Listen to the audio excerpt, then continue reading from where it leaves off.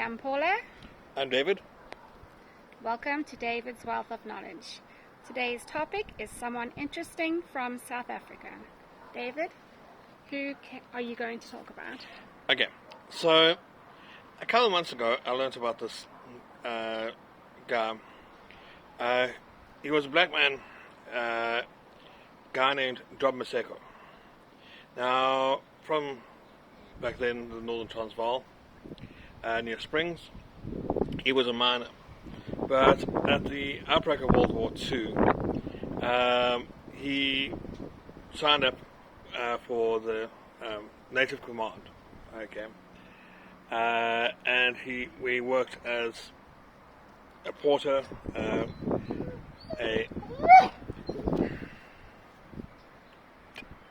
Carry on. Okay.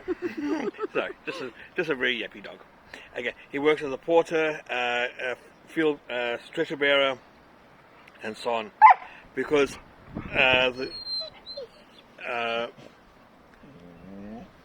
black people back then weren't allowed to carry guns. Okay, so he was part of Second Armored Division, and in 1942 and June 21st, they were stationed at Brook when it fell. Okay, there was the South African forces there surrendered to Urban Rommel. He was captured, and while the white prisoners of war were sent off to mainland Europe, to camps there, the African prisoners of war were put to work under generally horrific conditions by the Germans. They were used essentially as labourers, and it was in this particular aspect that Maseko hatched a plan. He gathered up ammunition and caught out, and he essentially created an improvised bomb based around what experience he had with mine minerals.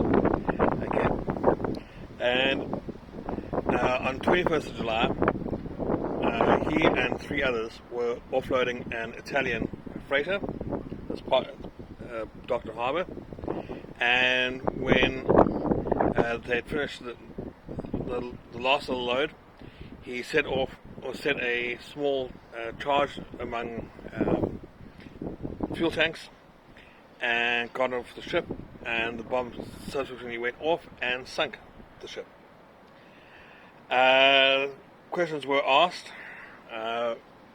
They did suspect him and his other fellow prisoners, but there was no evidence against him, and he managed to get away.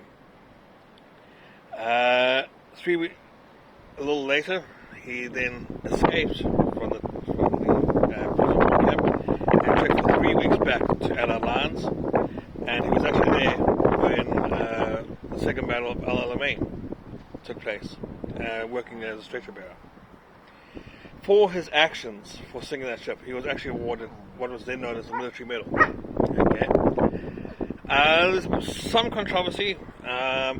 Some say he was should have been nominated for a VC, Victoria Cross, but was denied because he was black.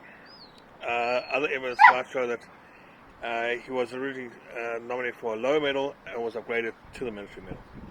A little bit of lack of information there, but still, the military medal is not something to be expected. So, after the war, unfortunately, black soldiers were treated very poorly by the government, and sadly, in 1952, he was killed in a train accident. Okay, and his family was too poor to actually pay for the funeral, and they had to take contributions from the community to pay for his funeral. Since then, there has been some recognition of him. There's, I believe, a school in Springs named after him. The old Northern Province, Northern Transvaal Regiment is actually now named after him, the Maseko Regiment. Though there, for some reason, they spell it with a G, not a K. Just, okay. But I think it's a case of a guy that really deserves some more recognition, because he did something quite brave in the face of very harsh odds, and for people who didn't appreciate what he did. So it would be nice to see some more recognition for Joe Maseko. Yeah. I agree. Thank you for listening. Please like and subscribe.